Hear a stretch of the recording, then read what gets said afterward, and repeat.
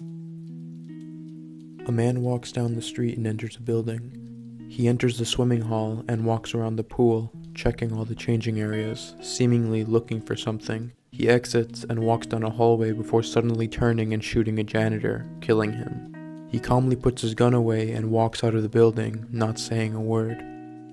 These are the opening moments to Alan Clarke's final film, the 1989 short, Elephant. The film gets its title from the Bernard McLaverty quote that opens the film. For some of us, the Troubles is the elephant in our living room. With a runtime of 38 minutes, consisting of almost no dialogue, no plot, and no real characters, Elephant manages to at the same time be one of the most captivating, disturbing, and powerful films I've ever watched. And it does so because it breaks almost all the rules of traditional storytelling. But before I can get into the contents of the film, I need to briefly summarize the purpose of it. The Troubles was a period of violence in Ireland from the late 60s to the late 90s that revolved around who should own and run Northern Ireland. Now, this is a massive oversimplification, but the conflict was fought by two sides: the nationalists, or the Catholics, who wanted an independent Ireland free from British rule, and the Loyalists, or the Protestants, who wanted to remain part of the UK. The Catholic community in Northern Ireland didn't have the same access to services as the Protestant community, which in turn caused the two sides to form very strong independent identities, which led to lots of riots.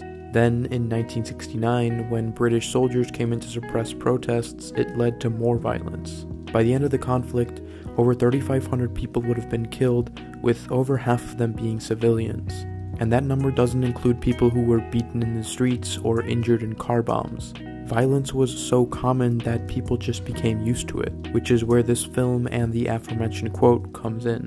There are 18 murders that happen in Elephant, and for every single one of them, there is no information given about who belongs to what side. There is no remorse and no hesitation in a single one of these instances. Actually, for the most part, you don't really realize if you're watching a victim or an aggressor until somebody lies on the floor dead.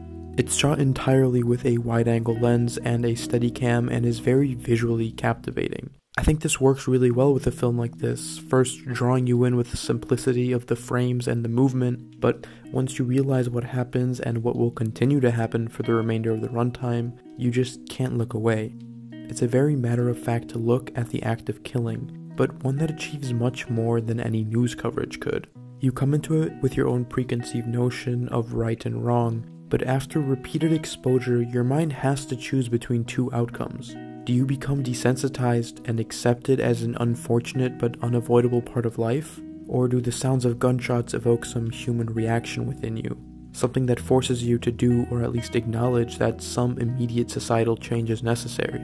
Film director David Leland writes, "I remember lying in bed, watching it, thinking, 'Stop, Alan, you can't keep doing this.' And the cumulative effect is that you say it's gotta stop. The killing has gotta stop. Instinctively, without an intellectual process, it becomes a gut reaction." The film serves as a clear inspiration for Gus Van Sant's 2003 Palme d'Or winner of the same name. Utilizing the same filmmaking techniques present here, Van Sant's film examines the moments leading up to a school shooting. Both films are really great examples of the many approaches that can be used in cinema to get a point across. Relying on filmmaking techniques so powerful they feel like a protest towards traditional narrative structures, since they both make their point so painfully clear despite them just being portrayals of reality. I really cannot recommend either of these films enough. Now, just to finish this quick video off, I wanted to mention my overview of The Troubles earlier is a very, very basic look at it, and for an issue as long, sad, and as complicated as The Troubles, I would highly recommend you read up and inform yourself on what happened. Alright, that's all I have to say. Please read up on Irish history, and please watch this film for yourself. It's available for free on YouTube, and I have it linked in the description below. Have a good rest of your day, and peace.